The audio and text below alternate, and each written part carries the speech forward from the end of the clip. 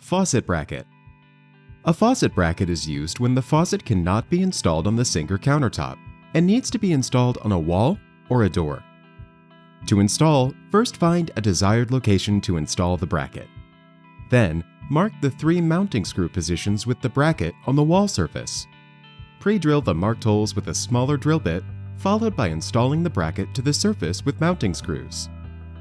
Please note, the bracket fits 1/4 inch or smaller screws, and screw anchor is recommended if installing it on a drywall.